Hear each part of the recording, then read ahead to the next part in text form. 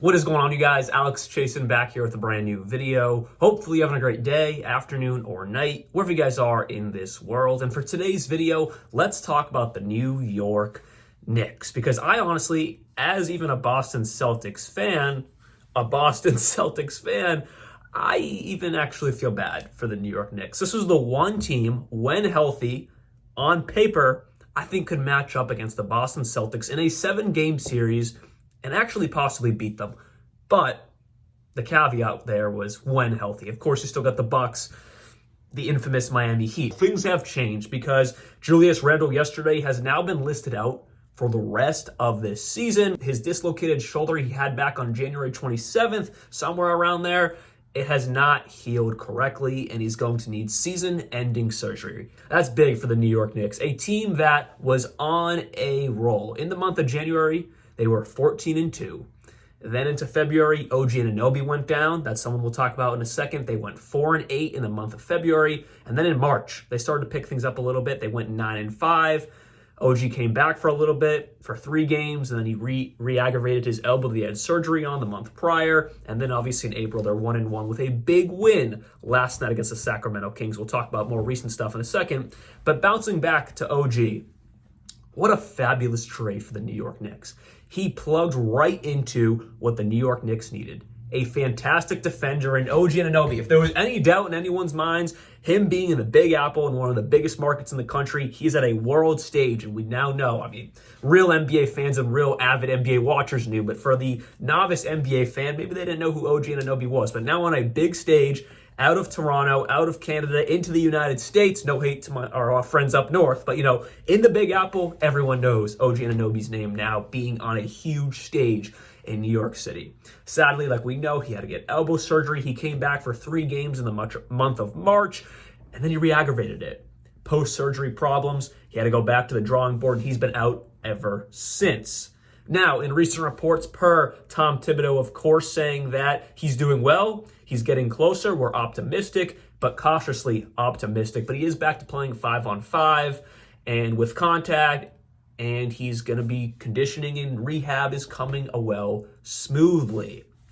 So that is good news for New York Knicks fans. I mean, Julius Randle is a big hit. In my opinion, I think it knocks a lot of any chances you had to make a run to the Eastern Conference Finals, and specifically the finals. And I was really believing. I mean, you bring in Bojan Bogdanovic, you bring in OG and Anunoby, you had a fantastic season. Really, you made great moves. I mean, at first, getting rid of RJ Barrett, Emmanuel quickly, I wasn't too fond of it. But as we've seen, OG and Anunoby perfectly plug in to this rotation, to this team. Everything Tibbs loves, defense, and then scoring on the other end. Props to the New York Knicks, and like I said to start this video, I honestly feel bad for them, and I wish this wasn't the case. I wanted to see a New York Knicks Boston Celtics playoff series. I really wanted to see it, and we still might, but it's not going to be to the same caliber. So it was a big 120-109 win last night for the New York Knicks against another team who is battling some injuries, that being the Sacramento Kings. Kevin Huerter is out for the rest of the season. Malik Monk is out for 4 to 6 weeks. I mean, this team, Sacramento Kings, they may not even make the playoffs. That might just be a season-ending injury as well for Malik Monk. And even if they do, are they going to make it 4 to 6 weeks into the playoffs? I mean, 4 to 6 weeks from now, that puts you at, like mid-May, early May, if it's just a month. I mean, I don't think the Sacramento Kings are still going to be around. So most likely a season-ending injury. Point being, they were battling against 2 other stars, Fox and Sabonis. Jalen Brunson, of course, on the Knicks side, and it was a good game, great game, but it was an injury game on both sides. New York Knicks came out with the win. The reason I say that's a big win is because 3 games prior, they were on the struggle bus. I mean, really, overall, they've been on the struggle bus, the New York Knicks, since Randle went down, since OG went down, came back, and then went down again. Luckily, he's going to be back soon. But let's just jump back to 3 games prior to this one for the Sacramento Kings. A 130-126 loss against the San Antonio Spurs. Jalen Brunson dropped 61 points in a loss. That's about as bad as it gets. Devin Booker, 70 points in a loss against the Celtics way back when. That's pretty bad also, but at least that was a bad team. You cannot be losing this time in the season. You cannot be losing to a team like the San Antonio Spurs in overtime when your own player, your star, your superstar, Jalen Brunson dropped 61 points. That was a bad look for the New York Knicks. The next night, or the next game, they lose to the Oklahoma City Thunder in a close one. SGA nails a basically last-second shot with about 1 second, half a second left on the clock. Nails it. Knicks lose that one, 113 to 112. That was a good game. But again, there's a theme here, which I'll talk about after this one. Their next loss, a 109 to 99 loss to the Miami Heat in Miami. So a tough 3-game stretch there, 2 of them being against, good teams, especially one really great team in the OKC Thunder. Miami, around this time, obviously they start to heat up a little bit. We'll see if that really transpires, but obviously always a tough team to play, especially in Miami, in South Beach. That Spurs one, inexcusable, no excuse, especially when your own guy, Jalen Brunson, is dropping 61 points. But that leads me to this. We all know Tom Thibodeau is defensive-minded, and they absolutely are. Tom Thibodeau runs the shortest rotations out of really pretty much any coach in the league. 7, 8 guys, maybe 9 guys every single game from game 1 to game 82 into the playoffs. He's running, damn near a playoff rotation. That's just what he's always done. When you're down key offensive guys, especially OG, Julius Randle, you're just going to struggle. They rank in NBA team points per game. They rank near the bottom, 20th in the league. On the other side, they also shoot really bad as well. With that, they shoot 24th in the league at 46% from the field.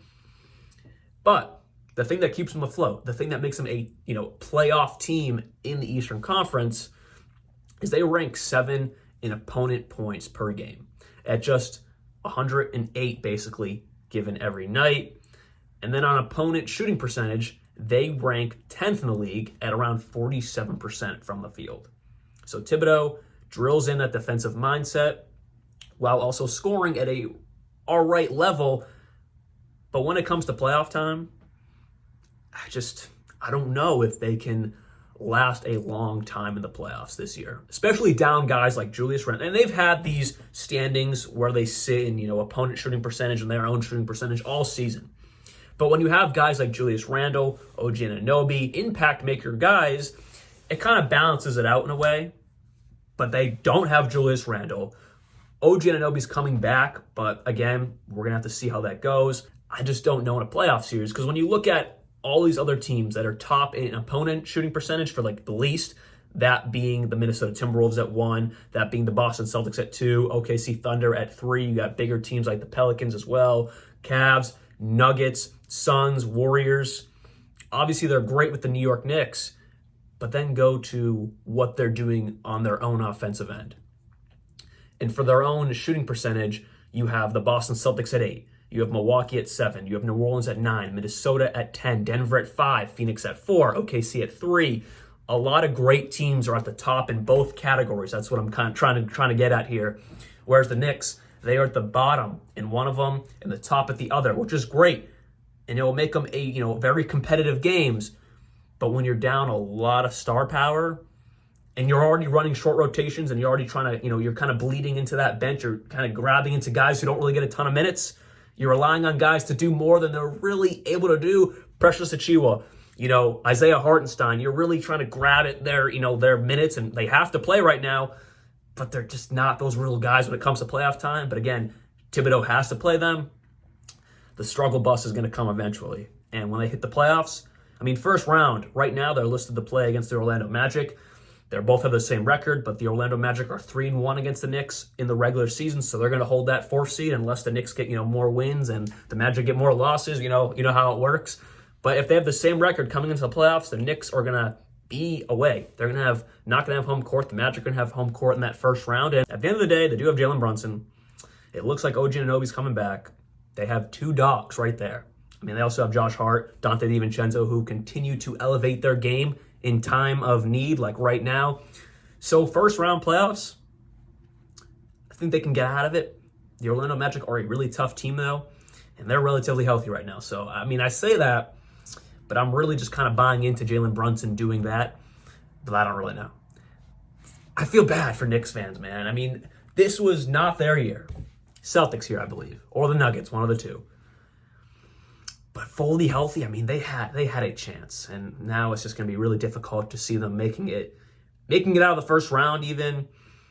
But second round, I don't. Depending on who they play, I just don't really see it happening this year. Sorry, Knicks fans. I really do feel bad. With that said, hopefully you guys did enjoy this video. And what are your takes on the New York Knicks and what has transpired this season? I'll be back very, very soon. And like always, peace out.